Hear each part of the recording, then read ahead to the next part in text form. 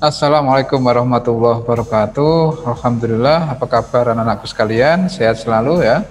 Pada kesempatan kali ini berjumpa kembali dengan Ustadz Mufid untuk melanjutkan pembelajaran Al-Islam ya, pendidikan agama Islam pada aspek akidah akhlak ya. Pada aspek akidah akhlak, anak-anak bisa menyiapkan ya di buku paketnya. Pada aspek akidah akhlak ini pada halaman 169. Jadi melanjutkan Asmaul Husna yang kelima, yaitu Al-Majid. Pada pertemuan kali ini kita akan membahas ada 4 ya, atau Asmaul Husna, Al-Majid, kemudian Al-Wahid, Al-Qadir, dan Al-Muqtadir. Ada 4 ya yang akan kita bahas pada kesempatan kali ini. Silakan anak-anak siapkan pelajarannya di buku paket halaman 169. Ustadz siapkan materi PPT-nya secara sedikit berikut ini.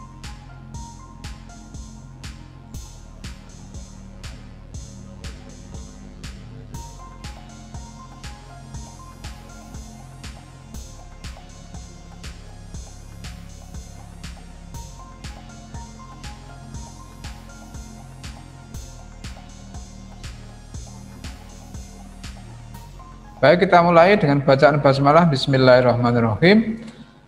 Pelajaran Al-Islam Akidah Akhlak, pelajaran ke-7, Asmaul Husna pada nomor yang kelima, yaitu Al-Majid ya. Al-Majid. Apa Ustadz Al-Majid itu? Perbuatan mulia ya, berbakti kepada orang tua itu adalah perbuatan yang terpuji ya. Kemudian apa Ustadz artinya Al-Majid? Al-Majid adalah yang maha mulia. Jadi kalau Allah Subhanahu wa taala perbuatannya ya kehendaknya itu selalu mulia, maka kita sebagai hamba Allah, ciptaan makhluk Allah ya, bisa berusaha bisa menjadi orang yang berbakti kepada orang tua karena kita masih dalam sebagai anak ya. Sebagai anak masih dilindungi, didampingi oleh orang tua, maka kita harus berbakti kepada orang tua dengan sebaik-baiknya. Al-Majid artinya yang maha mulia. Kemudian Allah memberikan ilmu ya, ini dengan ilmu itu akan mengangkat derajat manusia. Seorang yang belajar ya, seorang menjadi mulia dengan ilmu itu. Sebaliknya kalau seseorang itu bodoh, maka dia akan hina ya, tidak mempunyai tingkat kemuliaannya itu sebagaimana orang yang berilmu. Quran surat Al-Hajj ayat 18 ya, bisa anak baca ya, surat Al-Hajj ayat 18. A'udzubillahi minasyaitonirrajim. Bismillahirrahmanirrahim. Wa may yuhinillahu fama lahu mim mukrim. Innallaha yaf'alu ma yasha. Dan barang siapa yang dihinakan Allah, maka tidak seorang pun yang memuliakannya. Jadi kalau sudah dihinakan Allah, tidak seorang pun dapat memuliakannya secara bersamaan. Berikutnya, ciptaan Allah tidak ada yang sia-sia. Bagaimana ini ciptaan Allah tidak ada yang sia-sia? Bisa kita lihat ya. Seperti Allah menciptakan nyamuk, menciptakan burung, menciptakan hewan-hewan yang melata ya.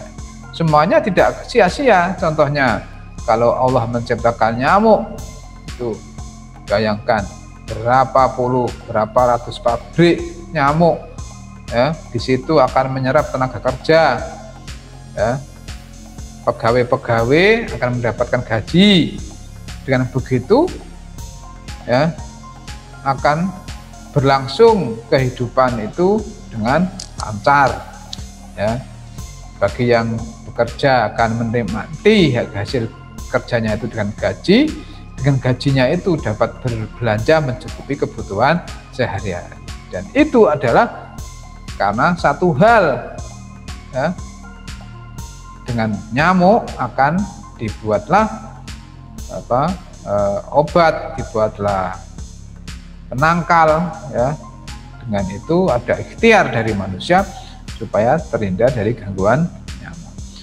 Al-Majid, ya, untuk mensifati Al-Qur'anul Karim bagaimana surat Qaf ayat 1 itu, A'udzubillahi minasyaitonirrajim, Qaf wal Qur'anil Majid. Qaf dan Al-Qur'an yang sangat mulia. Jadi di samping Al-Majid mensifati nama Allah Subhanahu wa taala, asma Allah Subhanahu wa taala, juga Al-Majid ini dipakai oleh Allah mensifati daripada Al-Qur'anul Karim, ya. Apa yang dapat kita ambil dari uswatun hasanah, ya? Yang namanya mulia di mana? Di langit. Dicatat di langit. Siapa dia? Uwais Al-Qarni ini, ya, dapat kita jadikan teladan bagi kita bahwa dengan ketaatannya kepada ibunya itu, ya, yang luar biasa, ya, dengan cara memenuhi permintaan ibunya untuk bisa naik haji, tidak punya transport kendaraan, ya, maka ditempuhlah dengan menggendong ibunya sampai berhasil sampai di tempat kota suci di Mekah. Bayangkan dari Yaman berjalan menggendong ibunya semata-mata untuk melaksanakan perintah permintaan ibunya. Nah, dari situ anak-anak sekalian dapat kita jadikan teladan semangat yang luar biasa berbakti kepada orang tua itu dapat melahirkan, ya, kemuliaan pada seseorang, ya, di mata Allah Subhanahu wa taala. Berikutnya adalah 6 Al-Wahid. Al-Wahid artinya yang Maha Esa. Allah Subhanahu wa taala memiliki sifat mulia, ya. Tidak ada yang mungkin seseorang menyerupai sebagian dari sifat-sifatnya. Jadi tidak ada yang sama dengan sifat-sifat Tuhan, sifat-sifat Allah, tidak ada yang menyamainya dari seseorang. Tidak mungkin, ya, menyerupai dari sebagian dari sifat-sifatnya. Dengan tenggelamnya kaum yang menyembah selain Allah yang juga dialami oleh kaum Nabi Nuh alaihissalam itu, ya, karena mereka, ya, lupa bahwa manusia itu ditugaskan untuk beribadah menyembah kepada Allah, tetapi justru menyembah selain Allah, Tuhan berhala, maka Allah memberikan azab, ya, yang besar, banjir pada kaum Nabi Nuh alaihissalam. Al-Baqarah, ya, surat 163, A'udzubillahi minasyaitonirrajim, Bismillahirrahmanirrahim, wa ilahukum ilahu wahid, la ilaha illa huwar rahmanur rahim. Dan Tuhanmu adalah Tuhan yang Maha Esa, tidak ada Tuhan melainkan Dia yang Maha Pemurah lagi Maha Penyayang. Ini Tuhan melainkan Dia yang Maha Pemurah lagi Maha Penyayang. Jadi dengan kita memahami isi kandungan arti daripada Al-Wahid ini, ya, artinya yang Maha Esa ini, maka, ya, dengan seruan tidak ada Tuhan dan Tuhanmu adalah Tuhan yang Maha Esa, yaitu Allah Subhanahu wa taala, tidak ada Tuhan melainkan Dia yang Maha Pemurah lagi Maha Penyayang.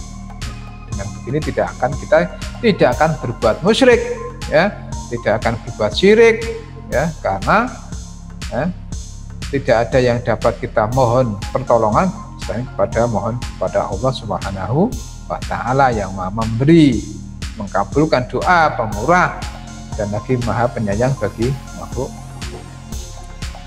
Selanjutnya adalah 7 Al-Qadir. Al-Qadir artinya yang Maha Kuasa, ya, yang Maha Kuasa.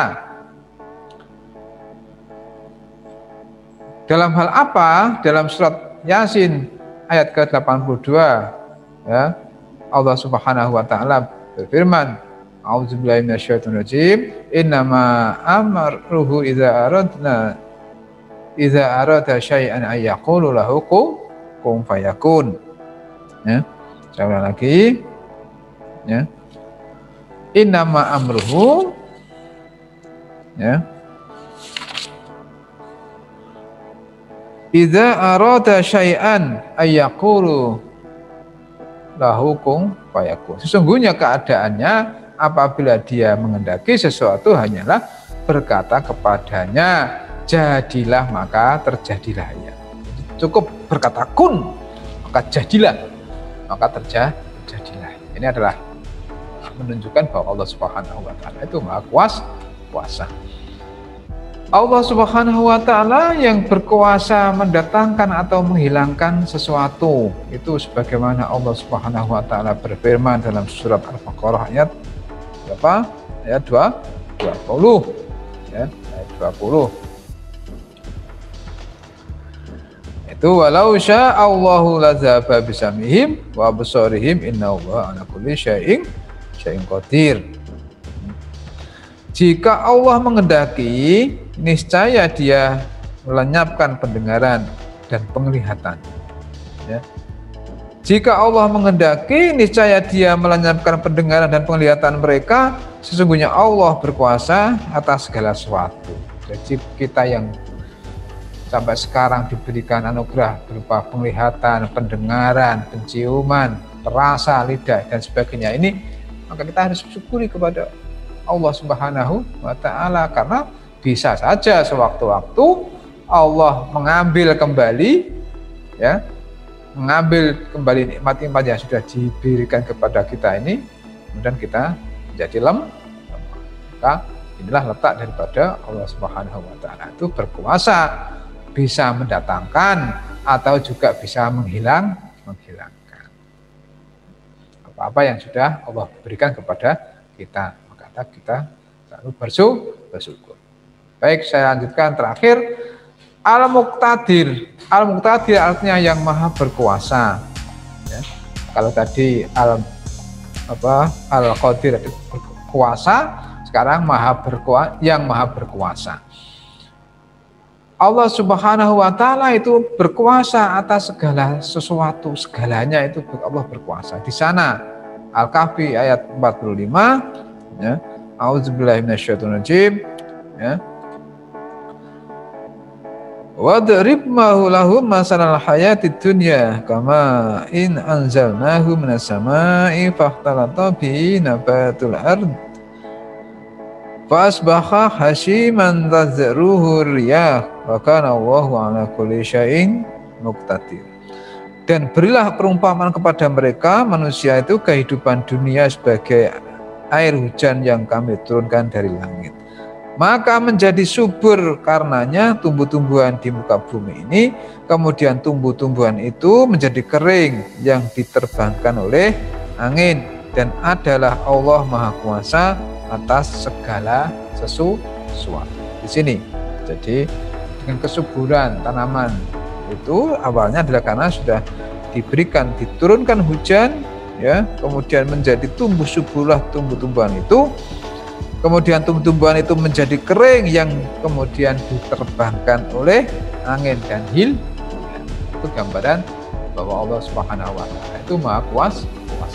Nah, seperti kisah Umar bin Khattab dengan anak kecil, ini menunjukkan bahwa Umar bin Khattab itu dengan menaiki keledai bersama-sama anak kecil itu menunjukkan kesejajaran antara pemimpin atau khalifah itu dengan rakyat biasa. Tidak ada bedanya yang membedakan mana pemimpin, mana rakyat. Ya, orang jelata, rakyat jelata itu adalah bukan siapa-apa, bukan sesuatu. Ya, benda, harta benda bukan, tapi yang membedakan adalah nilai takwanya di hadapan Allah Subhanahu wa taala. Ya, saya kira itu anak sekalian. Terima kasih atas perhatiannya dan mohon maaf. Selamat belajar. Nasrul minallah wal qarib. Ya, kita akhiri. Wassalamualaikum warahmatullahi wabarakatuh.